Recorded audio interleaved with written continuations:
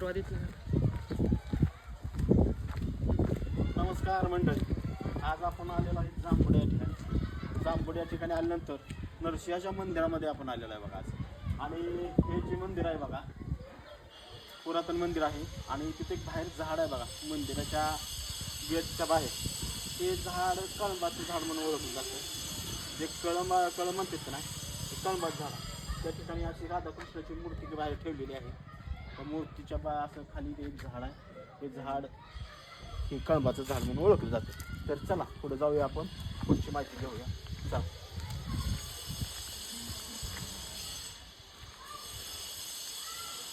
तर आता आपण गेटमधून आतमध्ये जाणार आहे.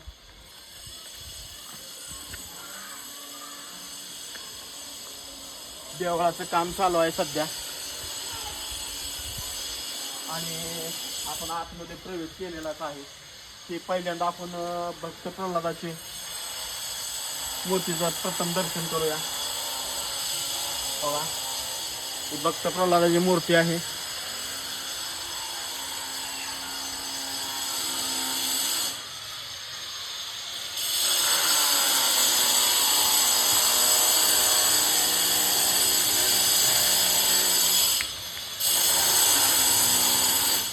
ताई,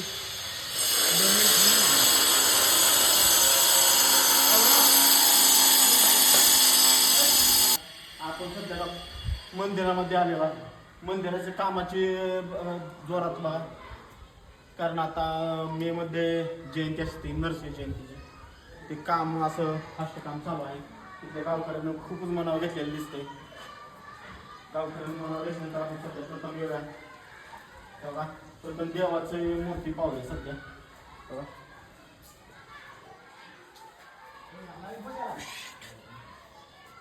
झूम करा.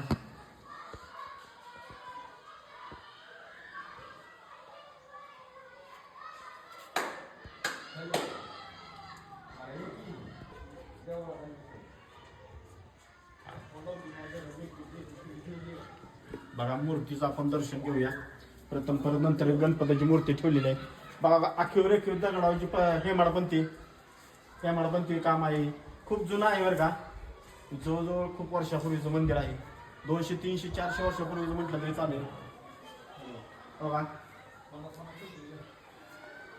हेमाडपंथी तिथं आपण मागाच्या एका ब्लॉकमध्ये पाहिलं होतं बघा. तिथं पण असेच आखीव रेखीव हेमाडपंथी अजिंठा वेरूळ सारख्या लेण्या इथं आपण हे केलेलं आहे. आणि आता ही मूर्त्या फुटत चालली आहेत बघा. बघा बघा, तिथं पण आपण पिंड पाहिली होती. तिथं पण पिंडच आहे. मस्त अशा रेखीवपणा केलेला आहे. ही बघा, मंदिराचे पहिलं जुनं मंदिर आहे. 300-400 वर्षापूर्वीचं मंदिर आहे. आणि जांभूड गावची आख्याता अशी आहे की नरसिंह मंदिर जवळजवळ खूप वर्षापूर्वीचं हे मंदिर आहे. आणि हे बघा, हे बेलाचं झाड आहे. बेलाचं झाड लावलेलं आहे बघा. बेल पण लागलेलं आहे त्याला या. आणि ते जे आहे ते आपले कारागीर बाबूराव नाईक नवरे बघा. तोंड सोडा आपलं. त्या देवाची सेवा करतात आणि तिने काम घेतलेलं आहे. ह्याचं फरशी बसवायचं ती एकदम असं ॲक्युरेट काम आहे. जरी काय अडचण आली तर तुम्ही त्यांच्याशी संपर्क साधू शकता. आणि जे आतलं जे हे आहे का, मूर्तीची पूजा वगैरे केल्यानंतर जे पाणी येतं का, त्यावेळेस बघा किती पुढलं प्रगती होती बघा. 400 वर्षापूर्वी त्यांनी आतून देवळाचं पाणी बाहेर काढलेलं आहे बघा. त्याला म्हणायचं गायमुखामार्फत त्यांनी असं बाहेर पाणी काढलेलं आहे. ज्यावेळेस तुम्ही मूर्तीचं सगळं आतल्या गाभारात होताल त्यावेळेस त्यांनी हे बाहेर पाणी काढलेलं आहे. म्हणजे कला बघा कशी आहे. आणि दगड पण बघा कसं आहे त्याचं. त्याला सिमेंट वगैरे असं काही नाही. बघून घ्या दगड केवढं आणि कसं बसवलं असतील विचार करा. जशी आपण मागाशी मूर्ती पाहिली इथं पण तसंच आहे बघा. देवदेवतांच्या मूर्ती त्यांनी आखीव रेखीव घेतलेला आहे.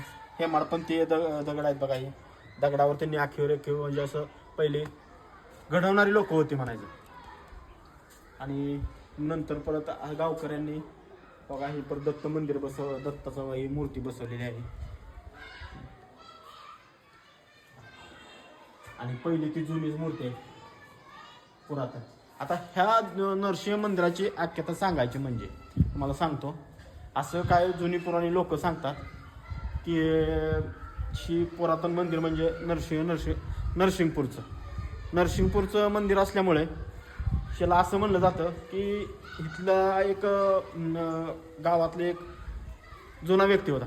ते नरसिंहाचा भक्त होता आणि तो भक्ती करत करत नरसिंह त्यांना प्रसन्न झाले आणि ते नरसिंह म्हटले त्या भक्ताला की तुला काय पाहिजे.